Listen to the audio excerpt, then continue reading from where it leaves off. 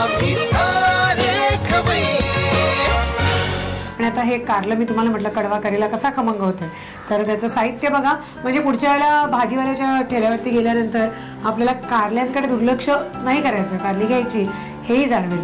तर साहित्य सांगा. वाफवलेलं कारलं, ओलं खोबरं, गरम मसाला, चिरलेला कांदा, चण्याचं पीठ, हळद, मीठ, लाल तिखट, तेल, लसूण आणि कोथिंबीर. साहित्य आपण बघितलं काय काय घेतलं. आणि आता तेल आपण तापत ठेवलं आणि हे जे आहे साहित्य हे आपण थोडं वेगळं काढलं. हो, हो. हे कशाचं आहे? हे कारल्याचं. पण कारल्यामध्ये हे वाटण वाटण घालायचं. हो. अच्छा, मग आधी भाजायचं आणि मग नंतर मिक्सर मधून काढून मग ते भरायचं. हो. मग काय खमंग कशा काय कमी खमंग होणार ते. बरं आधी कांदा. हो, आधी कांदा परतून घेऊया. तेलावरती कांदा थंडीच्या दिवसात बरं असतं ना, भाकरी बरोबर, चपाती बरोबर. तुमची तांदळाची भाकर, बाजरीची भाकर लागेल ना. सुंदर अगदी रुचकर. जरा आपण कांदा भाजून घेऊया लालसर असा. ह्याच्यातच खोबरं. हो, खोबरं आपण घेऊया ह्याच्यात. ओलं खोबऱ्याच्या चकत्या करून घेतल्यात आपण नंतर, कारण ते वाटायचं आहे म्हणून. आपल्याकडे जर ओलं खोबरं नसेल, सुकं खोबरं असेल तरी चालेल. यांनी अजून जास्ती खमंग होईल. हो.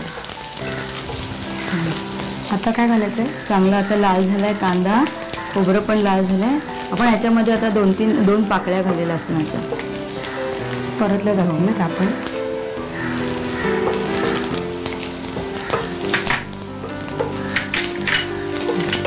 आता मला सांगा की हा जो आता गरम मसाला घालायचा असेल ना? नाही, कोथिंबीर घालू आधी. कोथिंबीर.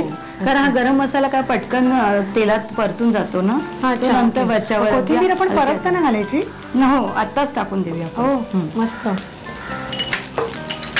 आणि हळद आणि मसाला अगोदर हे टाकूया. मग मसाला आणि हळदीमध्ये गरम करून घेऊया. पूर्ण मसाला परतून घेऊया. म्हणजे त्याचा रंग एकदम असा ब्राउनिश होतो. मग हा जो आता गरम मसाला घेतलेला आहे त्यात पण गरम मसाला आहे ना, हा मोजका आहे. सर्वच गरम मसाला नाही. गरम मसाला बऱ्याच प्रकार असतात. तर त्यामध्ये आपण आता काय करूया, तेजपत्ता, दालचिनी, तमालपत्र आणि काळी मिरी, थोडेसे धने आणि लवंग.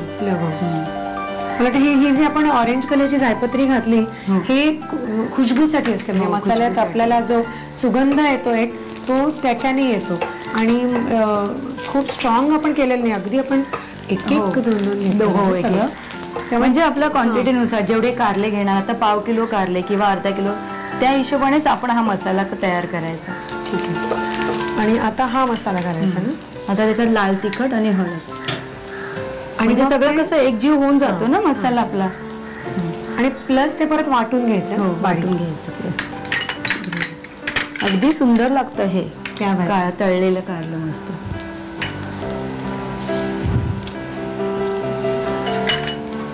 मीठ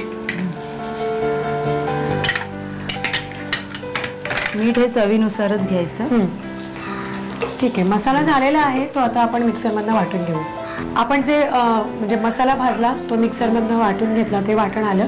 पण मुख्य आता कारली आपण जी घेतलेली आहेत तर ती मध्ये हे केलेत, मध्ये चिरलेत आणि ह्याला थोडंसं वाफवलं आणि कोकम टाकलं त्याच्यात, जरा कडवटपणा नाहीसा व्हावा. अच्छा, पण मी असं टाकूनच ठेवायचं कोकम? हो, चालतं टाकलं तर त्याचं टेस्टच जरा वेगळं, जरा छान वाटतं. म्हणजे आंबटपणा, जर एरवी आपण आमचूर पावडर वगैरे घालतो तर त्याच्याऐवजी कोकमच जर ठेवून दिली तर चांगलं ते मुरत जातं. पण आता मला सांगा, हे काढून मसाला भरणार का ह्याच्यावरच? नाही, ह्याच्यावर भरला तरी चालतो. कोकमावर? हो. ओके. जो मसाला वाटलाय आपण तो भरायचा आणि मग तेलावरती जरासं ह्याला चण्याचं पीठ, मसाल्यामध्ये ना थोडं चण्याचं पीठ टाकून तळून घ्यायचं. अच्छा, मस्त.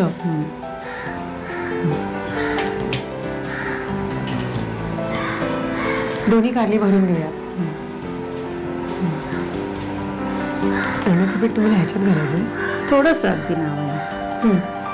नुसतं हे कारलं तळलेलं खाल्लं ना तरी छान लागतं. मस्तच. आता फक्त आपण तेलावरती तळायचं. हो, तेलावरती तळायचं. त्याची तयारी. कारल्यानं आपण थोडंसं डाळीच्या पिठाचं डस्टिंग केलं आणि ते आता तेलामध्ये कुरकुरीत असे तळायचे ते भजीसारखी. भजीसारखे मस्त लागेल पण. आणि आता तुम्ही ही छोटी कारली घेतलीत पण अगदी जर ह्याला कवळीच मोठी कारली घेतली तर त्याचे 2 तुकडे करून घ्यायचे. जास्त पण शक्यतो कवळीच कारली बरी असतात, चवीला पण चांगली लागतात. ओके, तर हे रेडी झालेलं आहे. ह्याचं साहित्य आणि कृती. भरलं कारलं बनवण्यासाठी लागणारं साहित्य: वाफवलेलं कारलं, ओलं खोबरं, खडा गरम मसाला, कांदा, बेसन, हळद, मीठ, आमसुलं, तिखट, तेल, लसूण आणि कोथिंबीर.